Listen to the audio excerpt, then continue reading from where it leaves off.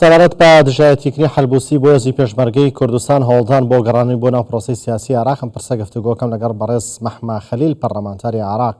بەڕێز مەحمە خەلیل ساڵتانی بێتۆم کاتتان باش. پێتان وایە حەلبوسی بتوانێت بە دژایەتیکردنی هێزی پێشمەرگەی کوردستان و هەروەها هەرێمی کوردستان بتوانێت جارێکی دیکە بێتەوە ناو پرۆسی سیاسی عێراق، یان حەلبوسی بە شێوەیەک پشتگوێخراوە لە عێراقا هیچ کەسێک ناتوانێت جارێکی تر دەرگای سیاسی بۆ حەلبوسی بکاتەوە بگەڕێتەوە نێو پرۆسی سیاسی عێراق؟ ئێوارە باش، سوپاس بۆ کەناڵی کوردستان 24 و بۆ بێ دەرفەکێ. بەریڤەدوو بە 3 ڕۆژە مە بەیاننامەیەک دەرێخست سەر لێدوانی حەلبوسی، ئەوەی لێدوانێ گەلک سۆشیال میدیا دەنگ بەدا هەکەمە گوت کەسێکی مەخلوع و مزەوەر نتوانێ بەرهەم و خەبات و کەتا پێشمەرگە چێ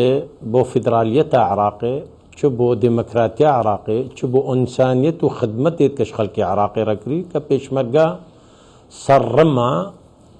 پرۆسە سیاسی عێراقی بوو کە هەموو دیکتاتۆریەتی سەردەستی پێشمەرگە هاتینە شکێناندەوە. و ما گوت الوێ لێدوانێژیدا ما گوتی بازارەکە سیاسیە فاشل حەلبوسی کارتینێ وەکی دەما خەڵکێوی قەوماوی هەکە جسرێ بزێبس 5 کیلۆمترش 10 کیلۆمترش فەلوجا دوور بوو، خەڵکی ڕمادی و خەڵکی فەلوجا قەستە هەرێما کوردستان کرد و ڕەمزیەتە پێشمەرگە ئیرۆ ڕەمزیەتە وێ گەلک بەرز بووە بەرامبەری خەڵکی عێراقی کە جەنابێ سەرۆک بارزانیش ڕۆژە هەرە خەبات و شۆڕەشێ کە هەموو پێشمەرگە فەزلێوی سەر پرۆسە سیاسی عێراقی کە دوینێ کە پێشمەرگە جهێ ئامن پرشتیا جەنابێ سەرۆک بارزانی هەموو هێزەکانی سیاسی لێ قەومانی و حزبەکان جیگێت کوردستانی و خەڵکی کوردستانی ئاو و نان و حیمایەتت کرد. دوو پشتی کە هەلوەشاندنە نیزاما گۆر بە گۆر سەردەستی پێشمەرگە کە ئەو ئینسانە وەکو گریەکیت کە سەروێ نیزاما ڕێژیما گۆر بە گۆر ئەوەشی ئەم دوور نانێ کەژوێکێکی کە پێشمەرگە هات مؤسساتێت فێدرالی پارێستن و کە ڕێز هەیە پێشمەرگەجی کە ئیرۆ سەرۆکاتیا سەرۆکێ فێدرالی عێراقا فێدرالت پارێزێ پێشمەرگە کە بەرلەمانی اتحادی پارێزێ کە وزارەتە دەرەوەی عێراقی و هەمی کەسێ خەڵکی عێراقی شەهادەتیە مهنیەتە پێ ئیرۆ پێشمەرگەژی بەشەکە دستوریەن منزومە دیفاع عێراقی بەرگیریە عێراقی کە تاریخە پێشمەرگە و چێبوونە پێشمەرگە چەکی خۆ تەسلیمی چوو جیا نەکرینە غێر کە بەڕەوانیە و خوینێ و شەهیدە بەر عێراقی دەچێ هەلوەشاندنە نیزاما گۆر بە گۆر چل شەڕێ قاعیزە چل شەڕێ داعش کە بترش 1970 شەهیدی داینە بترش 2000 پێشمەرگەی بریندار کردە هەکە دوینێ الماڵە سنی قەومی الماڵە عێراقی هەمووی قەومی کە حەلبوسی نکاری حیمایەتە خەڵکی مووسڵێ بکە وێ ڕمادی بکە کە پێشمەرگە حیمایەت کرد. ئەوە وەکو کە گوتی دوو جارە سەرۆکی بەرلەمان ومە ئەف دەنگ نەدی بازارەکە سیاسیە فاشلت کە گریەوی سەر نیزاما گۆر بە گۆر تێ نەتوانی بێشێ چەکێت قرس گەل هێزێت نەت شەرعی هەینە چ درۆن چ باڵەفڕ چ ڕۆکێت کێلەکە باژارێوی هەیە نەویرا دەوێ خۆڤەکە بەرامبەری وێ ئەو بازار کرد مەباوەڕ کرد ئفلاسەکە سیاسی کە هەندێک دەرگهێوی بەرە ئەسکارم 3 تشتا بۆ جەنابێتە بیژم. ئەوەلە یاک سەرکەفتن بۆ ئەف وی تەوقیتیدا حەلبوسی ئەف قسە کرد. یەک سەرکەفتنە پارتی دموکراتی کوردستانم سەرپرشتیا جەنابێ سەرۆک بارزانی بۆ سەردانە بەغدا بۆ هەموو ماڵە عێراقی دانیشتە کرد کە جیەکی کە وەکو سەرۆکەکی ئەساڵەتش بەرلەمانی عێراقیدا دەستنیشان بکەن حەلبوسی بتنێت نەوێت سەرۆکی بەرلەمان چێ ببێت. ئەف یەکیش وان مەترسێت کە حەلبوسی ترسایی و ماڵە عێراقی و لایەنگری سیاسی و هێزە سیاسی و قاوارێت بەرلەمانی ڕێزگرتن ئاخفنا جەنابی سەرۆک بارزانانی کرد کە دەستنیشانکردنا بۆ ئەوە یانیش حەقی مافی مکەونی سنیە کە سەرۆکی بەرلەمان داینێ دوی ئەم مۆکیمە گوتی ئەو پشتی کە دیت سەرۆکەکی دێتێ هەتا هەلبووسی هاتیە نەوێت سەرۆکێکی بەرلەمان چێبێ سێ چارەسەرکردنا کێشێت نێوە بەغدا سەرچارچۆوی دستوری عراقی کە هەرێما کوردستان نەجاحەتەکانی ئەو جب سەرۆکاتیا بارزانی کە کێشە هەمی هاتنە چارەسەرکردن و کە ئیرۆ معاشێت خەڵکی کوردستانی گۆری دستور گۆری مافی ئینسانیەتی گۆری حقوق و ماف بێنە تەوتینکردن بەنکێت عراقی چل هەرێمێ چل بەڕێز مەحما پارێزگەهێت دیترێ سێ بەێ بەڕێز مەحما مدرس وان خاڵا بژم چار هاتنە سەرۆکی ئیرانی سەرۆکی ئیران کە بەرێز مەسعود بزشکیان کە سەردانە هەرێم کردی و کە نەجاحەتە هەرێم استقبالاوی کردی و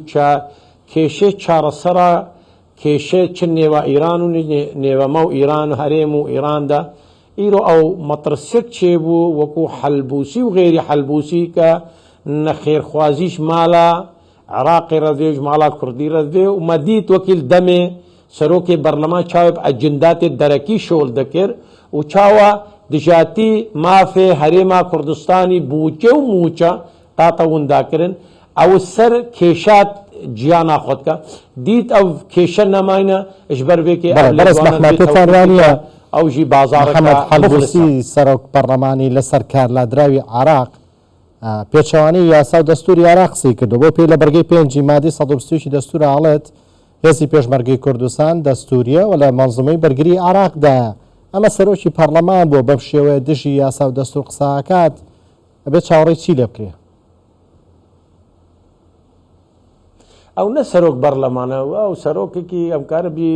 وەکو عربی گوتی مەخلوعی مزەوەر بوو ئەوە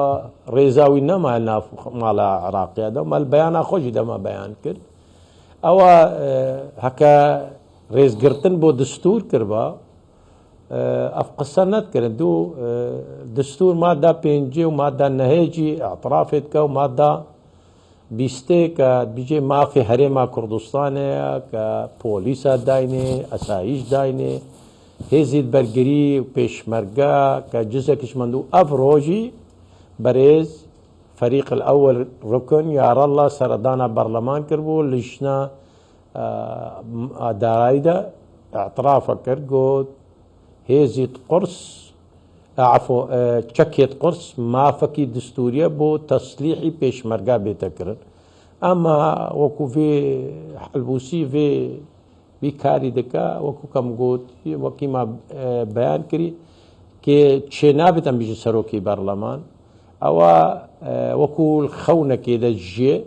کە بهێلێ بەرلەمان بێ سەرۆک بینی کە بیجاتانەوەیەکی هەلبووسی کارێ تاثیری ویل بەرلەمانە و دەنگێوی بلند بێت دەنگێویش وەکو کارم بیژیش غورفاوی دەرناچە هەندێک ئەندامێت بەرلەمان لستاوی هەندێک لێدوانەکردن ئەو لێدوانەشی کرد بۆ شەرمەزاری بۆوان بەگەریا دەمال ماڵەوان قەومی دەمال خەڵکێوان قەومی نتوانین بەرگیریە بکەن نتوانین حیمایەتەوان بکەن دیسانێ پێشمەرگە و سەرۆک بەرزانی و خەڵکی کوردستانی و هەرێما کوردستانی ماڵ و دەرگێت خۆ بۆ ڕەبەکرد ئەوە ژیانی عکسی وێ بۆ ڕەبەگەری ئەگەر بە کورتی وەڵام بێت تۆ سپاس دەکەم پێتانوانی ئێستا محەممەد حەلبووسی نەک لە نێو پرۆسی سیاسی عراقایتر کەس حسابی بۆ ناکات لە نێو ماڵی عراقیەکانی شاسڕاوەتەوە تەنانەت لە نێو ماڵی سونەکانی شاکەیتر کەس گوێی لێ نەگرێت و حساب بۆ قسەکانی نەکە بۆ پێی کە موسەنا سامەڕای سەرۆکی هاوپەیمانی عەزم بە کوردستان سوچاری وت هێزی پێشمەرگەی کوردستان هێزێکی دەستوریە و هەرێمی کوردستانیش هەردەستوریە و لە نێو عراقدا ڕێزیان لێ گیراوە و بەشێکی سەرەکین لە عراقدا بەلێ هەمیە شەرمەزاری ئەغلەبە ینی منەدیت یەک لایانی سیاسی سنەکان تەیدا بە لێدوانی وێکریا مالی شیعە هەمووە ڕەفز کرد پشتیوان لێدوانێت کەما دەرێ خستی ینی شەرمەزاری بە بەرلەمان ینی لێدوانی وی ئەوتکردن و زانن ئەو لێدوانەویژیش ئفلاسەکە سیاسی بەلێ چل ماڵی سنی چل مالی عراقی چل ناو بەرلەمان شەرمەزاری سێوە حەلبوسی ناسن. بەڵێ بەڕێز مەحمەد خەلیل پەرلەمانتاری عراق سپاس بۆ بەشداریکردنتان.